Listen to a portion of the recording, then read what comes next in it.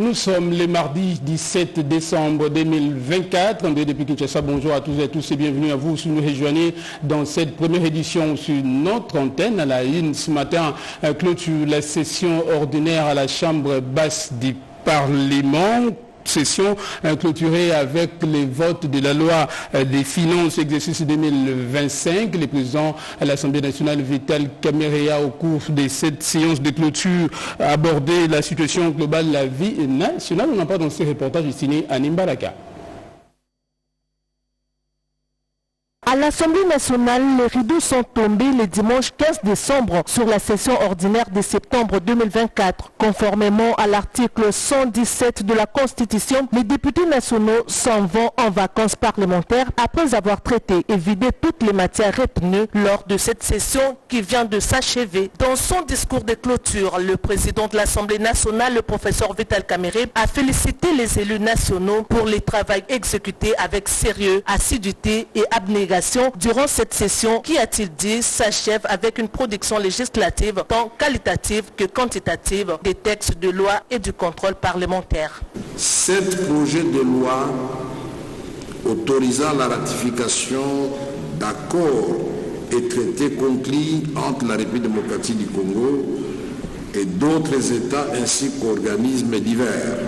Le projet de loi modifiant et complétant la loi numéro 14/003 du 11 février 2014 relative à la conservation de la nature. C'est le projet de loi d'habilitation du gouvernement relatif à 8 accords à ratifier et projet de loi.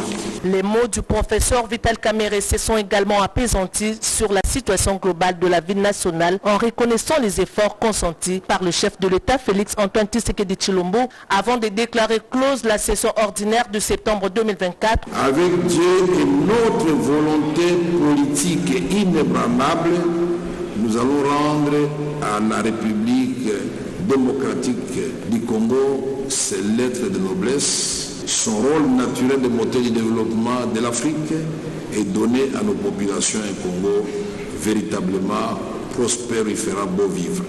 Signalons que bien avant la clôture solennelle de cette session qui a été essentiellement budgétaire, la représentation nationale a réexaminé et voté un rapport présenté à la suite des travaux de la commission paritaire mixte Assemblée nationale Sénat, mise en place par le président des deux chambres du Parlement relatif au projet de loi des finances exercice 2025. Et juste après la clôture, la session ordinaire à l'Assemblée nationale de septembre 2024, quelques élus du peuple se sont exprimés au micro de nos reporters. De veiller à ce que le budget soit exécuté tel que voté. Vous savez, le budget est une loi et une loi doit être appliquée, elle doit être respectée. Et nous, en tant qu'ECOFIN, sous le leadership de notre bureau, nous allons effectivement mener ce contrôle budgétaire. C'est un devoir constitutionnel, c'est une compétence constitutionnelle. Nous devons, trimestre par trimestre, évaluer le niveau d'exécution du budget de l'État pour mettre fin à ce que nous avons vécu dans le temps. Et je pense qu'avec l'appui du bureau, avec l'appui de la plénière, la commission ECOFIN va se mettre à l'œuvre et faire son travail. Il y a eu des avancées très significatives et ces avancées-là, je pense que prochainement, ça pourra régler beaucoup de questions pour la République, de manière financière, bien sûr. Kassongolou est enclavé. Kassongolou n'a pas de route, même des dessertes agricoles. Kassongolou, il n'y a même pas de pont, il n'y a pas de bacs, parce que nous avons de grandes rivières. Ailleurs, on appellerait ça des fleuves. Et cette loi a tenu compte, n'est-ce pas, de secteurs vitaux de notre nation. Ça veut dire l'éducation, la santé, la défense, la recherche scientifique. Bref, tous les secteurs vitaux ont été pris en compte. Et nous espérons que le chef de l'État va promulguer la loi de finances avant la fin de cette année. On dira au président qu'il puisse nous aider avec tous ceux qui sont morts à l'Est, surtout là où il y a les massacres et à Gogo, là où on ne prend le plus de morts, aujourd'hui au tas de morts, qu'il puisse nous aider, parce qu'il y a une démarche qu'on avait déjà commencée. Nous avons écrit au ministre des Droits humains pour qu'il puisse faire justice à ces gens-là. Parce que ces gens, ils sont morts, ils sont nos compatriotes. Un jour, si nous aujourd'hui ne pouvons pas réclamer, mais il y aura des enfants qui viendront réclamer qu'on a déjà perdu autant de millions de morts. Maintenant, il faut qu'on laisse à justice. La Chambre haute du Parlement a elle aussi procédé à la clôture officielle de cette session de septembre 2014 de l'année en cours. Une session riche où plusieurs lois ont été votées par les sénateurs. On en parle dans ce reportage signé Janine Kalinga. 12 lois ont été votées au cours de la session budgétaire de septembre 2024, dont la loi des finances rectificative 2024 et le projet de budget 2025. Le président du Sénat, l'honorable Jean-Michel Samalukonde Kenge, a dans son discours de clôture de cette session salué l'importance des travaux réalisés. Il a félicité les sénateurs pour leur engagement et leur assiduité pendant les différentes plénières enchaînées notamment au cours de la dernière semaine de cette session. L'honorable président a par ailleurs loué l'abnégation avec laquelle les personnels politiques, administratifs et techniques du Sénat ont concouru dans la réalisation des missions constitutionnelles assignées à la Chambre haute du Parlement. Poursuivant son speech, l'honorable Jean-Michel Samalukonde a énuméré les 12 projets de loi votés durant cette session, en l'occurrence les projets de loi sur la convention des crédits syndiqués, l'habilitation du gouvernement et le projet de loi autorisant la ratification par la République démocratique du Congo de l'accord portant création de l'agence de facilitation du transport en transit du corridor des Lobito. Pour le projet de loi de finances harmonisée de l'exercice 2025, 79 membres ont pris parole. 78 membres ont voté oui. Aucun membre n'a voté non. Un membre a voté abstention.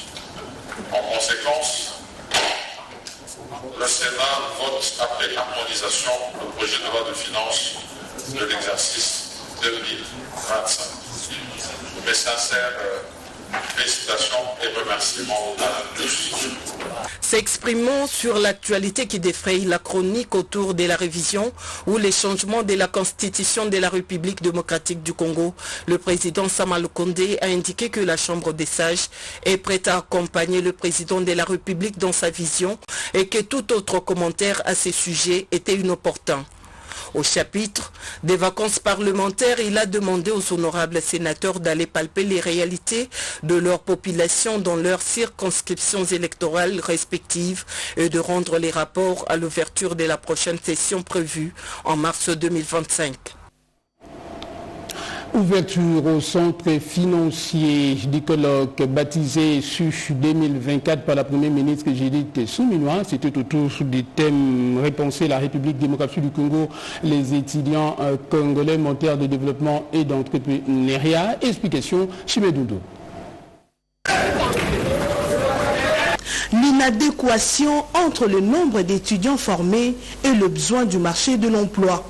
Longtemps présenté comme blocage au développement, le gouvernement vient de trouver un couloir capable de solutionner cette difficulté. Ces colloques, organisés par le ministère de l'Enseignement supérieur et universitaire, visent à initier le jeune au développement du secteur agricole. Notre pays, qui regorge une forte proportion des jeunes universitaires et sans emploi, s'inscrit en droite ligne dans la stratégie globale qui encourage le développement du secteur entrepreneurial agricole ou de services par les jeunes. Il y a lieu de relever d'abord que la loi cadre numéro 14004 du 11 février 2014 de l'Éducation nationale prévoit en son article 172 que les établissements, les centres publics et privés agréés d'enseignement national peuvent créer et développer des activités d'autofinancement. Cette disposition est la preuve que notre cadre juridique offre la souplesse nécessaire pour intégrer l'éducation et l'entrepreneuriat dans la dynamique du progrès socio-économique. Devant un public en majorité estudiantin, la ministre de l'Enseignement supérieur et universitaire, Marie-Thérèse Sombo, a remercié la chef du gouvernement pour son implication personnelle dans l'intégration de la jeunesse dans les initiatives visant le développement économique du pays. Nous devons tous, chacun en ce qui le concerne, nous engager à promouvoir des initiatives qui permettront non seulement à nos jeunes d'accéder à une éducation de qualité, mais aussi à une formation professionnelle pertinente tournée vers les opportunités d'emploi à générer par soi-même en vue de rendre autonomes ces cadres de demain, mieux aujourd'hui déjà du fait de l'entrepreneuriat. Ces assises placées sous le thème « Repenser la RDC », les étudiants congolais, moteurs de développement agricole et d'entrepreneuriat, ont connu également la participation de plusieurs membres du gouvernement, dont le ministre de Petites et Moyennes Entreprises et celui de la Recherche scientifique et innovation technologique. Et le ministre de la Communication et des Médias, porte-parole du gouvernement, a co-animé avec la ministre d'État, ministre en charge des Affaires étrangères, un briefing de presse spécial consacré à l'absence du président rwandais à la tripartite prévue le dimanche dernier à Luanda. Nous sommes là en Angola, issu dans le cadre du processus de paix à l'est de la République démocratique du Congo. Reportage signé Jacques Kaboba. À la suite de l'annulation de la tripartite entre les présidents Félix Antoine Tshisekedi Tshilombo de la RDC, Paul Kagame du Rwanda et João Lourenço de l'Angola, prévu le dimanche 15 décembre 2024 à Luanda, le gouvernement congolais a fixé l'opinion sur l'échec de cette rencontre qui devait aboutir à une solution de la guerre d'agression rwandaise. Au cours d'un briefing co-animé avec le ministre de la Communication et Médias, porte-parole du gouvernement, Patrick Mouyaya Katembwe, la ministre des Affaires étrangères, Thérèse Kayikwamba a dressé l'historique du processus de Luanda et donné des perspectives de ces processus de paix initiés par l'Union africaine et soutenus par le Conseil de sécurité des Nations Unies. Nous constatons toujours la posture du Rwanda et je pense que cela édifie notre compréhension de la partie rwandaise dans sa posture de négociation. Surpris, non, nous ne l'étions pas, parce que, comme je l'ai indiqué auparavant, les discussions étaient extrêmement difficiles et pénibles. Nous avons reconnu qu'il y avait un manque de bonne foi, et ça de manière perpétuelle. Et à 1h du matin, après plus de 6 heures de négociation, quand la nouvelle est arrivée que le Rwanda allait se retirer et que le président Kagame n'allait plus participer, nous n'étions pas surpris. Parce que c'était pour nous l'aboutissement d'un effort perpétuel qui avait été mené pendant la journée. Nous n'étions pas surpris parce que nous nous sommes rendus compte que l'étau se resserrait sur le Rwanda. À la question de savoir ce qui explique les refus du dirigeant rwandais de se rendre à Luanda, Patrick Mouyaya a estimé que Paul Kagame a peur de participer à la signature de l'acte de mort du M23, donc il est le créateur. Si moi je dois vous répondre, c'est parce qu'il refuse de voir la mort de sa créature, parce qu'en réalité, en signant l'accord avec le gouvernement de la République démocratique du Congo, c'est consacrer la fin. Parce qu'on vous a déjà démontré de 1001 manières que le M23 en réalité n'existe pas. C'est un groupe des supplétifs de pantins qui sont recrutés pour le besoin de faire la couverture de ces œuvres malsaines qui consistent principalement au pillage de nos ressources. La ministre d'État l'a déjà dit et redit plusieurs fois, la guerre, elle est économique. Le mobile qui sont poursuivis par les M23, c'est de s'emparer des zones minières pour être sûr que nous continuons ou que le Rwanda continue à s'approvisionner depuis 30 ans. Et aujourd'hui, pour nous, dans la stratégie du président de la République, sur tous les fronts d'ailleurs, militaires, diplomatiques, médiatiques, économiques et judiciaires, c'est de mettre fin à toutes ces gesticulations. Et donc, sa non-venue aujourd'hui, ce n'est qu'une manière de retarder ce qui va lui arriver parce que nous finirons par y arriver à travers les différentes stratégies que nous avons mises en place. Kigali a démontré encore une fois à la face du monde sa paternité au mouvement terroriste M23. Entre paix et M23, l'homme des 1000 collines a choisi les M23. Kinshasa ne négociera jamais avec les terroristes. Les pays de Patrice Emery Lumumba demeurent actifs sur tous les fronts pour ramener la paix durable dans la partie est de la RDC. En province, une mission conjointe, programme des Nations Unies, gouvernement de la République, était à Bukavu. Nous sommes là dans la province du Sud Kivu. Objectif de cette descente sur place était de se rendre compte des ouvrages construits dans le cadre du programme de développement local des 145 territoires. On voit cela dans ce reportage ici de Mamita Bungudo. Bonne nouvelle pour les habitants du territoire de Kabaré dans le sud Kivu. Le centre de santé de Mbinza vient de voir le jour. Cette acquisition s'inscrit dans la ligne droite des programmes de développement de chaque 45 territoires. C'est le vice-premier ministre, ministre du Plan et de la coordination de l'aide au développement qui a remis cet ouvrage aux autorités du territoire sous l'œil admiratif de l'administratrice adjointe du programme des Nations Unies pour le développement qui a exécuté les travaux de construction de ces centres. Ce qui se passe en RDC, ça va au-delà des frontières de la RDC. C'est une histoire qui doit être amplifiée. On doit montrer au monde entier que les gouvernements doivent prendre soin de leur population. Le gouvernement de la République du Congo a pris des mesures de pouvoir ne laisser personne pour compte, investir son argent, c'est l'argent de la République démocratique du Congo qui est en train d'être investi pour améliorer les vies, pour combattre la pauvreté, pour combattre les inégalités, et ça doit faire l'inspiration de tout le monde. La directrice du bureau régional pense que ce centre va résoudre le problème des femmes qui accouchent sans les normes. Avec ces équipements de qualité, ce centre va offrir aux habitants des cabarets des soins appropriés. Revenons à Kinshasa pour parler de la santé avec les lancements de l'opération gratuite de sensibilisation et de dépistage de plus de 5 maladies à l'initiative de la Fondation Denise Nyakero Tshisekedi en collaboration avec ses partenaires. Yvette Mokuntima nous dit un peu plus. Une action des plus pour sauver des vies. La Fondation Denise Nyakero Tshisekedi propose du 16 au 19 décembre 2024 aux populations exposées aux médicaments contrefaits et éloignées du système de santé un ensemble de services complets et intégrés comprenant l'information, la sensibilisation aux facteurs des risques ainsi que les conseils de dépistage du VIH, de l'hépatite B, du diabète, de l'hypertension et de l'anémie. Le principe est simple, lorsqu'une personne arrive, nous lui donnons les informations sur cette maladie et aussi après il aura la possibilité de se faire dépister par rapport à cette maladie. Et donc à la fin du parcours, il y a des médecins qui sont là pour pouvoir donner des conseils. Elle est organisée en collaboration avec Caravane Santé Afrique. Ajoutez à cela les consortiums des ONG françaises, les entreprises du médicament, la santé en entreprise et les ministères de la santé publique. Et la fondation de la première dame de République démocratique du Congo a ceci de particulier de poursuivre plusieurs objectifs, et notamment évidemment la santé de la femme, mais aussi l'indépendance financière notamment des femmes. Ce sont des sujets qui nous parlent évidemment. Dans la pratique, à chaque étape, les dispositifs mobiles seront déployés et les actions seront réalisées sur les sites par une équipe de professionnels de santé. Demain, nous sommes encore ici, mais le mercredi, nous sommes au rond-point des Huileries.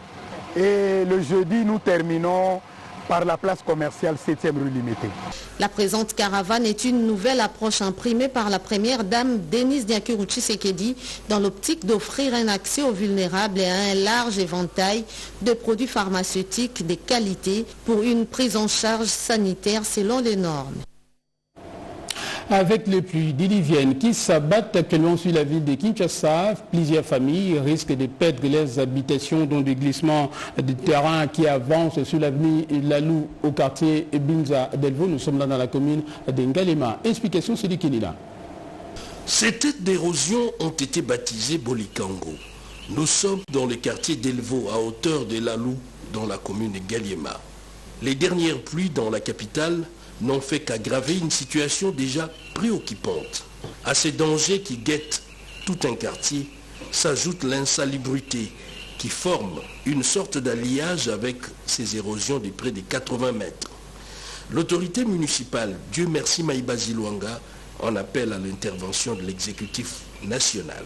L'érosion de Bolugam a une profondeur ou une hauteur de 80 mètres. Donc ça demande une intervention parce que cette érosion peut rayer dans la carte la contrée de Delvaux. Et ça sera une partie de la commune d'Ngalema qui va être, disons, endommagée ou voilà, on ne parlera plus de cette contrée. Et ça ne sera pas une bonne chose. Donc pour comparer d'Ngalema, il faudra tenir compte aussi de la contrée de Delvaux. C'est pour ça que nous étions descendus pour voir l'évolution. Et nous avons vu que l'érosion progresse à une vitesse exponentielle. Et ici, nous sollicitons humblement l'intervention du commandant suprême, son Excellence Félix-Antoine Tshisekedi Tshilombo.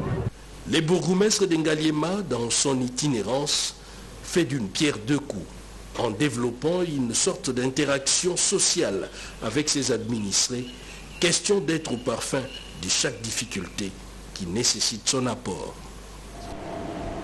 Et puis, une nouvelle société minière vient de voir les jours en République démocratique du Congo. Elle est basée à Buta. Nous sommes là dans la province des Bas-Ouélé. Il s'agit des Primaires à Gold.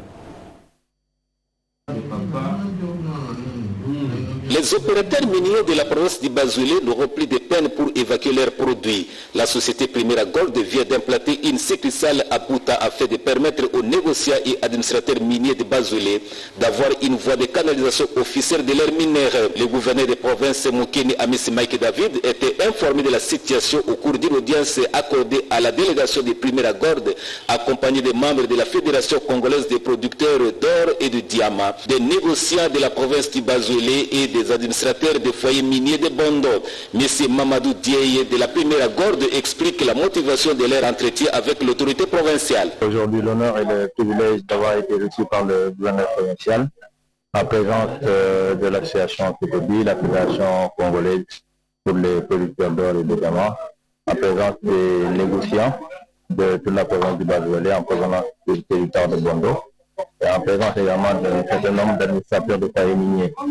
Nous sommes venus représenter Primera, qui est aujourd'hui devenue DRC Gold Trading, qui est une société du portefeuille de l'État en charge de la canalisation des produits d'or, de production artisanale et à petite échelle, qui lui a valu en moins de 100 jours la présence d'une société du portefeuille de l'État dans sa province, en moins de 100 jours l'arrivée du chef de l'État lui-même dans sa province, pour vous dire à quel point également tout l'honneur lui revient aujourd'hui si nous sommes présents ici.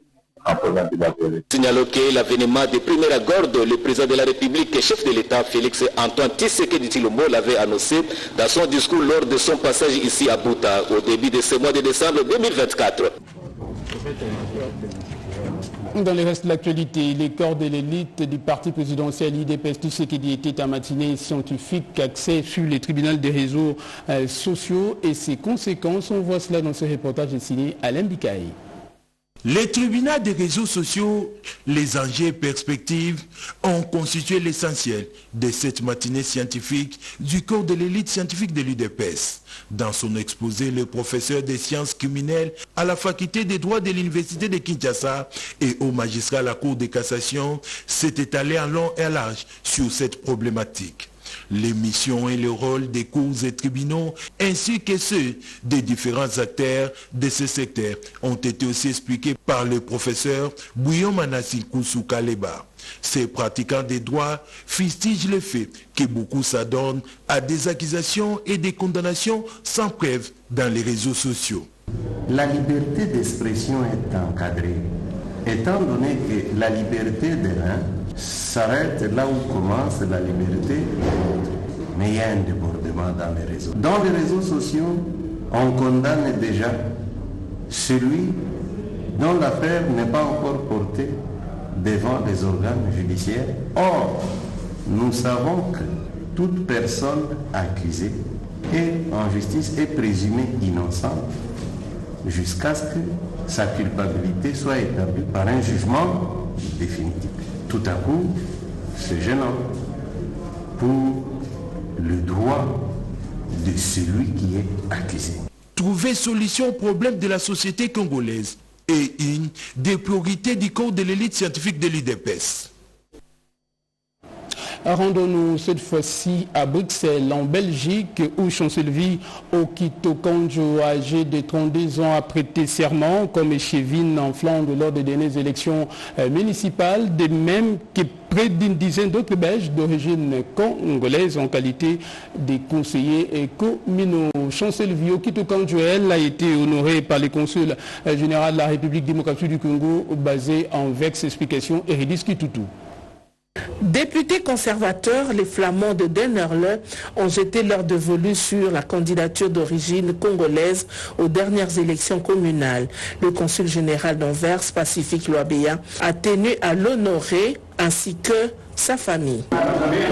Nous sommes très fiers de cette élection de Madame Chancelvi Okita Kanjo, et c'est la toute première échevine d'origine congolaise, ça il faut le signaler, à être élue. C'est une bonne ambassadrice pour nous, et donc nous sommes là en tant que consulat général. Nous allons justement l'accompagner dans sa mission et voir ensemble ce qui est possible d'être fait sur des questions d'intérêt commun entre la Flandre et la République démocratique du Congo. Être la première échevine d'origine congolaise est une responsabilité. La mère de Chancelvi, qui l'a soutenue et accompagnée pendant tous les processus, en est consciente. C'est une grande responsabilité pour elle, pour le pays, pour les enfants du pays qui sont derrière elle. Chancelvi Okita Kanjo se dit prête à affronter tous les défis et faire honneur à son Congo natal. Je me suis lancée dans ma carrière politique à 26 ans et que je me suis présentée pour les élections communales en 2018 et que j'ai été élue la première fois étant la seule noire, la plus jeune et que j'ai pris mes fonctions ainsi de suite jusqu'à aujourd'hui à être échevine. Il y a une grande communauté d'origine congolaise, c'est la plus grande d'ailleurs, communauté à Denderleeuw. La réception s'est terminée par la remise du cadeau de la représentation diplomatique de la RDC Anvers et la séance des photos. À Kinshasa, le parti Congo en avant a exprimé son soutien à la démarche de la révision de la Constitution telle qu'est voulue par le président de la République, Félix-Antoine Tshisekedi Tshilombo.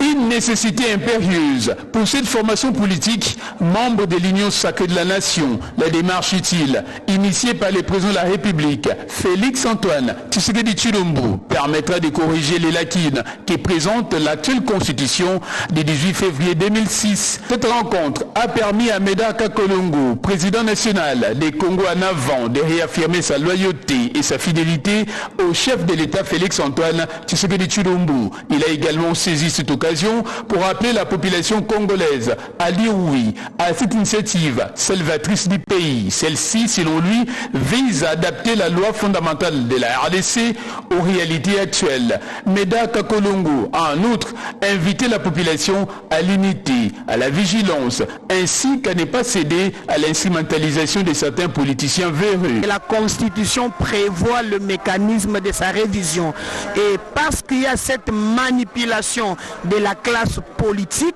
le parti Congo en avant soutient l'initiative du président de la République dès lors que nous pensons qu'il y a le bien fondé de l'intérêt général à ce qui concerne notre peuple. Membre de l'Union sacrée de la Nation, le parti Congo en avant soutient le président de la République, Félix-Antoine Tshisekedi Tshilombo, dans toutes ses actions pour la réussite de son second mandat à la tête de la République démocratique du Congo. Autre chose, l'Institut Toumaïni début que vous, les groupes scolaires du Mwamba, Belemba, qui ont bénéficié d'un don de livres pour donner le goût à la lecture aux élèves de ces deux établissements. Reportage est signé Bobo Anan Mokonzi. Ces cartons, une trentaine distribués par école, contiennent essentiellement de livres, notamment ouvrages spécialisés, qui viennent de renforcer les bibliothèques de quelques écoles de la capitale. C'est l'accomplissement de notre mission, de donner la motivation aux jeunes, le goût à la lecture. Ce programme du Fonds pour la promotion de l'éducation et formation en partenariat avec des BTI et Book for Africa va s'étendre dans les 26 provinces de la RDC dans le but de donner le goût de la lecture à l'élève congolais et vient à coup sûr améliorer la qualité de l'éducation de ces différentes pépinières. Pour cette étape, 2 écoles ont bénéficié de ces dons. Le complexe scolaire Toumaïni, doté de 451 livres, et le groupe scolaire du Mwamba, dans la commune de Lemba, a reçu 1525 livres. Nous venons pour vous apporter cette connaissance-là, en espérant que vous allez vraiment en faire bon usage et que demain ou après-demain, quand nous allons revenir ici pour d'autres actions, on va voir est-ce que ces ouvrages ont pu avoir un effet bénéfique sur votre parcours scolaire. Les propos moqueurs du genre, le seul moyen de cacher les savoirs à l'élève congolais serait dans un livre, semble être révolu. L'élève congolais s'engage à briser ces mythes. Nous sommes très heureux d'avoir reçu des livres Ça va nous aider à révolutionner la lecture dans le groupe scolaire du Mwamba. Ces dons répondent aux desiderata des différentes écoles parvenues au FPF dans l'objectif de renforcer l'éducation des bases qui figure parmi les priorités du chef de l'État, Félix-Antoine Tshisekedi Tshilombo. Et en nouvelle, avant de se quitter, plus de 60 personnes ont été opérées gratuitement des maladies oculaires, notamment de la cataracte à l'hôpital général des références de Ki-Tombo. Cette campagne se poursuit. Nous y reviendrons avec force de détail dans nos prochaines éditions. Grand était pour moi le plaisir de vous présenter cette édition du journal qui a été réalisée par Jonathan Moubalama et Mamita Bangoulou. À la partie technique a été assurée par Yannick Yangumba, Alain Soudi, Héritier Katendi, grâce à qui nous avons pu vous informer. Restez avec nous. L'actualité continue en France également dans les autres langues de diffusion. Prenez rendez-vous à 13h30 avec Yvette Makoutima à la présentation. D'ici là, portez-vous bien.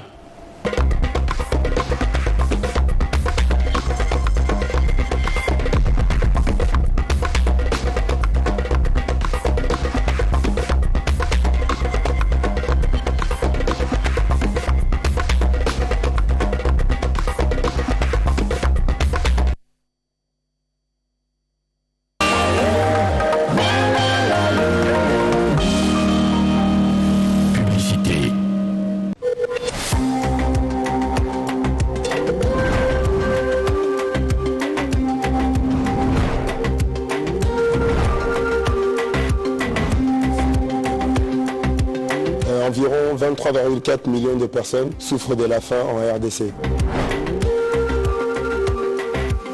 Environ 1,1 million. On est dans les 600 000 femmes enceintes qui souffrent de la malnutrition en RDC. En RDC, nous sommes environ dans les 230 000 repas. On est dans les 220 000 femmes. Les repas scolaires sont importants à l'école car ils permettent aux enfants d'être plus concentrés. Ces mêmes repas sont importants parce que ça va permettre à ce que être à l'école devient aussi un plaisir. C'est important pour le développement de l'enfant, pour sa croissance, parce que chaque enfant a le droit et mérite de manger à sa faim.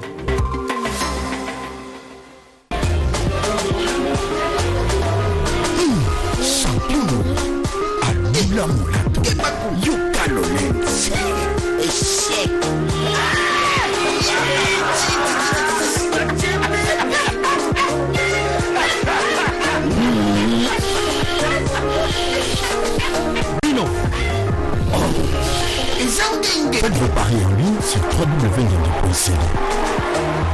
Ngengue Sport, plus qu'un pari sportif, une passion.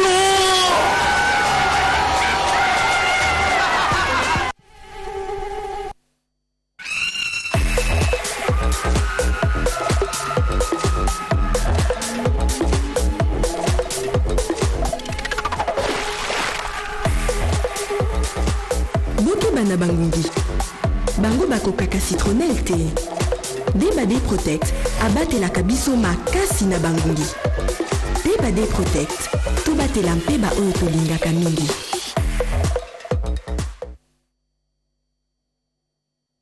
Chez CAA, nous savons que la fidélité doit être récompensée.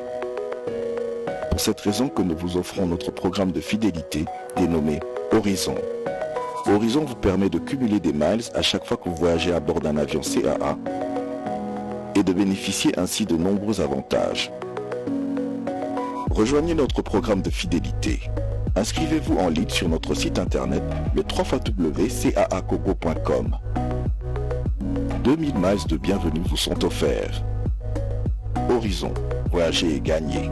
Programme de fidélité de la compagnie africaine d'aviation.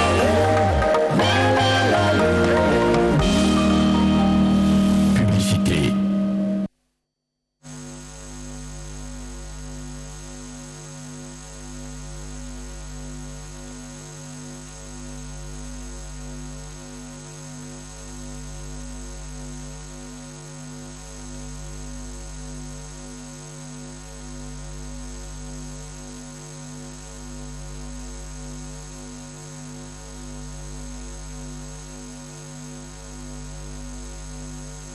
de l'unité nationale. Les informations sur l'actualité de la République démocratique du Congo, d'Afrique et du monde. La culture, le sport, mais aussi les grands événements en direct sur la radio-télévision nationale congolaise. Les infos de dernière minute sur toute l'étendue du territoire national et partout ailleurs sur tous vos écrans.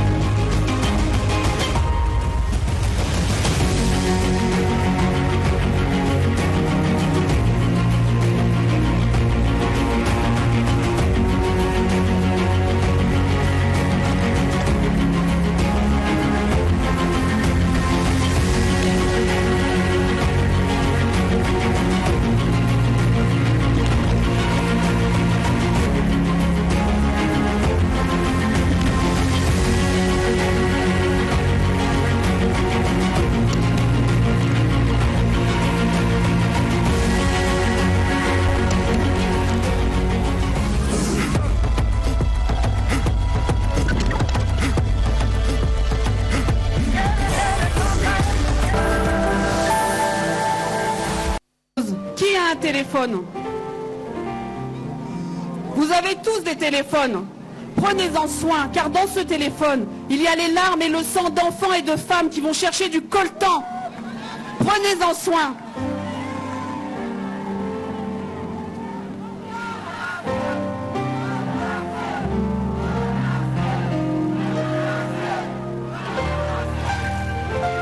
Oui, c'est vrai, il y en a assez. Il y en a assez de ces morts. Des millions de morts. 12 millions de morts en une vingtaine d'années. C'est le terrible résultat d'une course sans pitié vers les richesses du Congo. La RDC détient deux des minerais les plus recherchés au monde, le coltan et le cobalt. Ces matières premières sont présentes dans beaucoup des appareils que nous utilisons tous les jours, comme les téléphones portables, les ordinateurs, les consoles de jeux et aussi les batteries de voitures électriques. Vous l'avez bien compris, ce sont les minerais de demain. Le Congo en détient 2/3 des réserves mondiales. Leur exploitation est faite dans des conditions terribles, qui incluent le travail des enfants, le non-respect des consignes de sécurité les plus élémentaires. Et pour obtenir ces minerais, les milices armées tuent, pillent, violent, massacrent la population. N'oublions jamais le prix payé par les enfants congolais pour que nos enfants puissent jouer à leur console de jeu préférée. N'oublions jamais le prix payé par des millions de familles pour que nous jouissions des téléphones portables dernier cri. N'oublions jamais le prix payé par des milliers de femmes violées pour que nous puissions avoir des ordinateurs portables de plus en plus performants. Des entreprises comme Samsung, Apple, Microsoft et bien d'autres encore utilisent ces minerais et participent à ces crimes. Nous aussi, consommateurs, nous participons d'une certaine manière. Nous ne pouvons pas rester indifférents. Pour les 12 millions de morts en 20 ans, nous disons non. Pour les 4 millions de déplacés, nous disons non. Pour les millions de femmes violées, nous disons non. Pour les jeunes filles, les fillettes à qui on a volé l'innocence, nous disons non. Pour les milliers d'enfants privés de soins médicaux et d'éducation, nous disons non. Pour toutes les atrocités commises au Congo, nous disons non.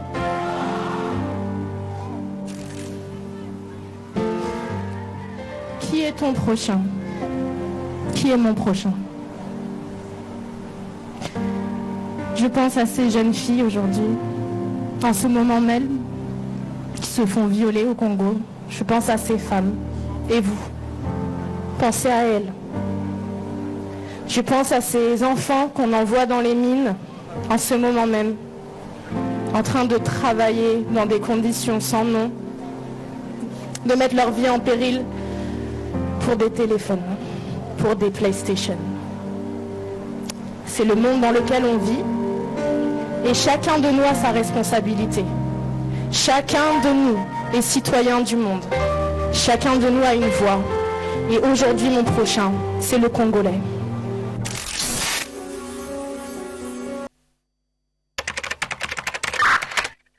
élément